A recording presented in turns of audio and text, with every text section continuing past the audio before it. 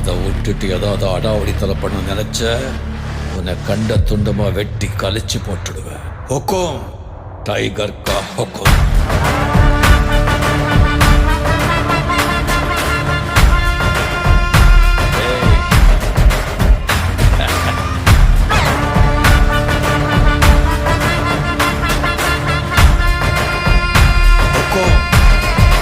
tiger का